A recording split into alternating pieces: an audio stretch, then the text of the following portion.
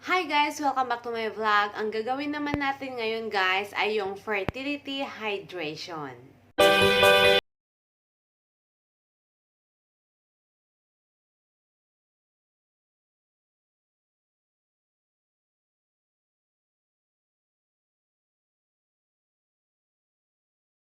Bakit kailangan natin ma-hydrate guys? Kasi nakakatulong din to sa pang-cleanse ng katawan natin. Lalong-lalo na dyan yung mga gynae part natin. Kung hydrate kasi tayo guys, kung maganda yung hydration sa katawan natin, yes, ma-hydrate lahat yung mga eggs natin, yung quality ng eggs natin.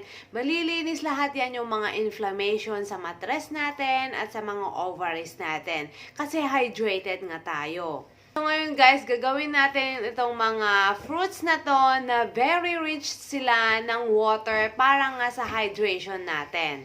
So isa-isahin muna natin yung mga benefits ng bawat fruit na ilalagay natin sa bottle natin guys. Okay, number 1 is pipino. At alam nyo guys na 95% ang content na water, na tubig ng pipino. So, super rich siya, super high ng content ng water. At nakakatulong talaga sa pag-hydrate ng katawan natin. Ang pipino guys ay rich siya ng mga B vitamins at antioxidant. Meron din siyang kakayahan na mag-improve ng healthy egg cells natin. At content din siya ng lignan na makapagbababa sa mga cholesterol natin sa katawan at sa digestive natin. Halimbawa, kung hindi tayo natutunawan guys, tutulungan din niya tayo na matunawan ng maganda. Yung halimbawa, pag may kabag tayo, kaya bloated tayo, maganda pong uminom o kumain ng pipino. Okay, next is orange ulit. So, alam natin na napaka-watery din ng oranges at content sila ng 85% ng water. 86 pala guys, 86% ng water. And very rich siya ng vitamin C and meron din siyang potassium, calcium, and folate na kailangan din natin mga nutrients sa fertility natin. And content din siya ng B vitamins na makakatulong sa ovulation natin at sa mga pag-cleanse ng environment ng egg cells natin para maganda yung mga pag-develop ng eggs natin. And next guys is pineapple. Balat na yung pineapple ko. Binili ko kanina sa palengke. At binabalatan na rin nila at tinatanggal pa yung buto. Tignan nyo guys, ang linis-linis. So, yun. Pineapple guys, napaka-powerful din nito na pang-hydrate natin sa katawan. Ang pineapple guys ay super watery din siya at meron siyang 87% na content ng water. At meron siyang content na bromelain. Ang bromelain guys ay anti-inflammatory at anticoagulant. So ang anti-inflammatory guys, matutulungan niya yung mga infection sa katawan natin para ma-roll out lahat yan. Halimbawa sa mga infection natin sa discharge natin, sa matres natin, sa ovary natin. And anticoagulant siya. Halimbawa guys, anticoagulant, hindi niya, alam mo yun yung mga buo-buo na mga mens natin, ganon.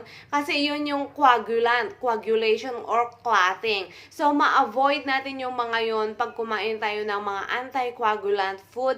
At eto nga pineapple na meron siyang bromelain na anticoagulant. And then, syempre, kung anticoagulant, maiwasan yung mga buo-buo nga. Maganda rin yung mga blood flow natin sa gynae part natin. And ang pineapple nga rin guys ay nakakatulong sa pag-maintain ng healthy uterine lining. Papagandahin niya o kaya i-maintain niya yung normal thickness ng matres natin, yung lining ng matres natin. Yung sinasabi na maganda ang pinya din guys sa implantation. Kakain tayo ng pinya during our 2 weeks wait kasi maganda nga sa implantation kasi etong bromelain nga, sabi ko i-maintain nga niya yung mga normal thickness ng matres natin and then yung mga anticoagulation. And ina-advise ina-advise din talaga ng mga doctors namin na hospital na dapat sa 2 weeks wait natin, kumain tayo ng pinya, lalong-lalo yung core niya, yung ano niya, yung bunot niya. Doon yung super rich ng bromelain, yung core niya, yung sa gitna niya. And yun ina-advise din talaga nila kasi proven na rin And ako, ginawa ko rin guys, during my 2 weeks wait, kumakain ako noon ng 2 to 3 slices per day during my 2 weeks wait. And then, okay naman lahat. And maganda yung implantation ko. Nagka-implantation bleeding din ako. And gusto ko lang linawin guys na hindi lahat ng mga babae na buntis nagkaka-implantation bleeding ha. Meron yung mga iba na hindi nagkaka-implantation bleeding and then okay naman yung mga kapit ng nabuo na baby sa kanila and okay naman lahat, walang problema. So, hindi lahat ng mga babae nagkaka-implantation bleeding. So, yun, kakainin din natin to during our 2 weeks wait para nga matulungan tayo sa implantation natin. Pero, kung na-confirm na natin na positive na yung PT natin, buntis na tayo, so stop na natin. Kasi pangit daw Hindi ko lang alam kung bakit pangit, pero sabi nila, so okay na lang din. Kasi baka syempre, anticoagulation and then panglinis din kasi ng mattress, kaya bawal na pag meron ng kumapit yan. So, best lang talaga during 2 weeks wait, during implantation. And then guys, idagdag nyo na rin yung watermelon guys. Kasi alam naman natin na super watery din talaga yung watermelon, di ba? Madami din yung watermelon dyan sa Pinas. Ang watermelon ay merong 93% na content ng water. And content din niya ng vitamin B6, folate, and zinc na maganda at makakatulong din sa fertility natin. And mataas din ang content niya ng lycopene at ito ay makakatulong sa pag-maintain ng cells natin, yung mga healthy cells natin. Okay, ngayon i-prepare na natin yung hydration fruit bottle natin.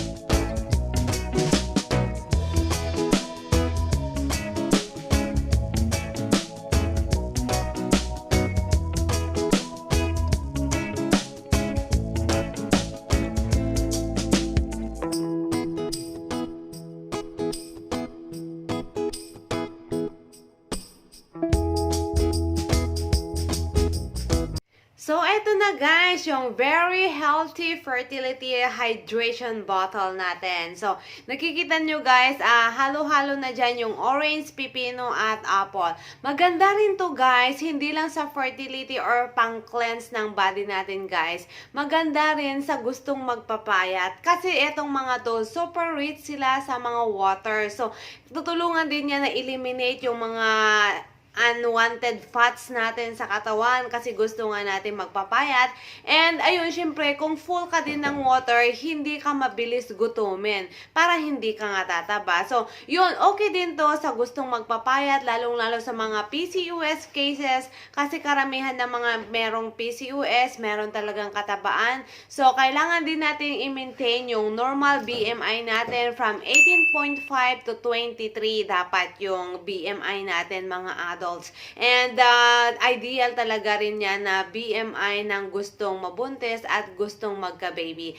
Kasi pag mabuntis din tayo na mataba or madaming cholesterol or insulin or yung mataas yung blood sugar natin, pwedeng magka-develop tayo ng gestational diabetes kapag buntis na tayo. So, as of now guys, dapat mag-lose na tayo ng timbang para makaiwas din tayo sa mga problema sa pagbubuntis natin at sa panganganak natin. So, ito na guys. So, okay siya na pang-hydrate sa katawan and pang-hydrate natin sa mga fertility natin and okay din siya na pampapayat. So, ang gagawin nyo guys, pwede nyong i-alternate. Tatlo talagang alternation yon. Yung una, yung, ayun nga, yung mga fertility water bottle natin. And then, itong hydration water bottle natin. And then, yung iniinom ko na dried raspberry leaf tea. So, ayun. And, kaya tatlo talaga, ina-alternate ko yan everyday. And, yun, gawin nyo rin to guys, para at least ma-cleanse nga tayo and ma-hydrate tayo. Lalong-lalo sa mga discharge natin guys, yung mga mucus discharge natin, yung mga cervical discharge natin. Siyempre, kung hydrated tayo guys, maganda talaga ang lalabas din dyan ng mga discharges natin. Yun lang guys, at pag hindi pa kayo nakaka-subscribe dito sa channel ko, please subscribe, click the bell button, and select all para ma-update kayo every time na meron akong bagong uploads. And follow and like my FB page. You can chat me here privately. Thank you so much. Bye-bye and God bless.